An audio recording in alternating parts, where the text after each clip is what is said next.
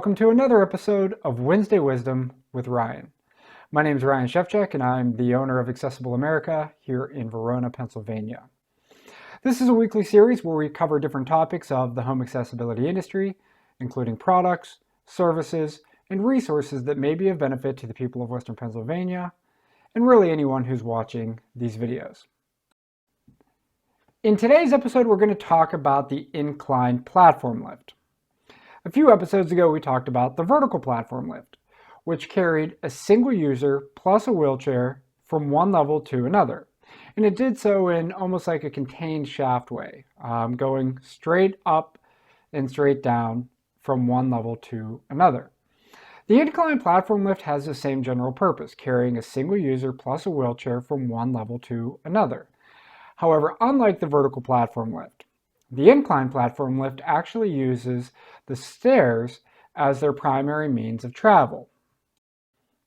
As you can imagine, this brings with it its own distinctive set of both advantages and disadvantages depending upon the application.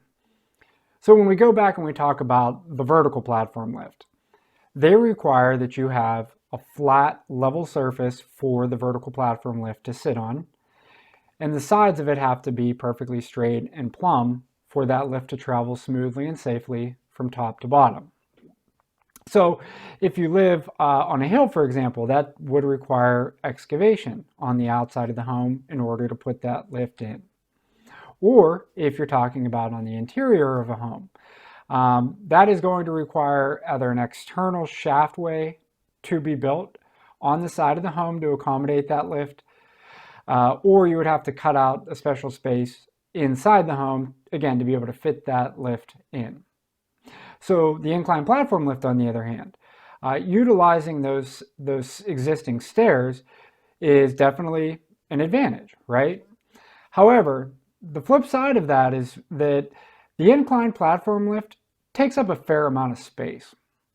So the platform on which the stair lift actually rides is going to be at least 36 inches from front to back. It's also going to be a minimum of about 25 inches from side to side, and that can get even wider depending on your particular application. So when you take the width of that platform and you add on the track system, you're going to need to have at least 36 inches of stairway width to be able to accommodate a lift like this. And for most of these lifts, you're going to need actually more like 40 inches or more. Of course, here in Western Pennsylvania, that is simply not going to be the case in a lot of applications. Maybe some commercial applications, definitely this will work really, really well. But in your home, Western Pennsylvania stairs are typically 28 inches, maybe 30 inches. And of course, in newer homes, you do see the 32, 36 inch wide sets of stairs, but it's uncommon, especially in the older homes in Western Pennsylvania. Assuming that you actually have the space to fit an Incline platform lift in your home or business, they can be outstanding products. They today are smooth, they're quiet, and they're comfortable for the rider. They're also easy to operate. They have either a manually folding platform that will fold up out of the way when not in use. Again, it can be electronically controlled that it folds down, and the ramps to get on and off the lift can be electronic or it can be manual. But again, so it does fold up to save space when not in use, which is definitely an advantage over an Incline platform lift, which is always taking up the same footprint, no matter whether you're using it or not. Because this lift uses the stairway as its means of transport, it opens up a lot of possibilities in terms of the design of the lift itself. The rail, for example, can be attached in one of two ways. It can be attached directly to the stair treads, or it could be attached directly to the wall. Or sometimes it may even be used in conjunction, attached to both the stairs and have extra attachment points to the wall. What it's not going to be is attached to the ground like this. That is not an Incline platform lift. When you're thinking about different sets of stairs in Western Pennsylvania, much like that hillside, there's going to be unique circumstances that we run into. Um, Long, straight sets of steps, maybe a landing in the middle. Sometimes there'll be a landing in the middle and then continue off in a different direction. Or you might even see a set of steps that has multiple landings and multiple straight sets combined, especially if you're thinking about like a commercial building.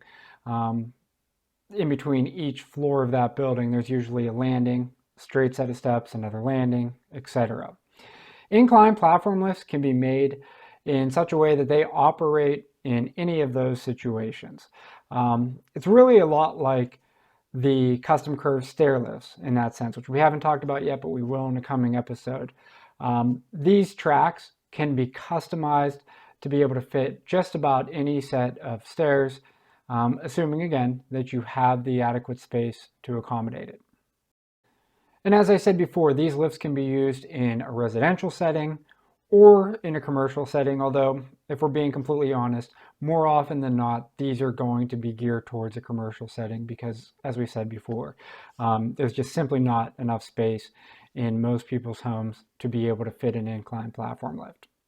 But they are very versatile lifts. Today's incline platform lifts have gotten far smoother, far quieter. Some of them are completely battery operated with just 110 volt power to be able to replenish and recharge those batteries. Although in the commercial settings, you're typically still going to see a 220 volt system that really is just a hardworking, high capacity, high weight limit lift, which to that point, the weight capacity of these lifts typically start around 500 to 550 pounds, and they go up from there. Usually around 750 pounds is where they max out. Rack and pinion drive system or worm gear driven. Again, it's just making it a smoother, quieter, easier ride for the user. The incline platform lifts definitely have a distinctive place in the accessibility industry, and they could provide great benefits to you in your place of business or even your home. And I hope that this video shed some light on the pros and the cons of the incline platform lift in your own life. The best thing we could do is to come out and assess your individual situation, your individual circumstances, assess what your goals are, and find the product that's going to be the best fit for you. And it might even be an incline platform lift. So again, I hope this video was informative and you found some use out of it. With any of our products, with any of our services, we would be happy to talk further with you and answer any questions that you may have. Certainly, we welcome you to provide any feedback around this topic or any topic that you'd like to see covered in future videos. And until next week, we wish you nothing but the very best, of course. And want you to remember that here at Accessible America, enhancing your abilities is our passion because we believe you can. Until the next episode, have a great week. Thanks for watching.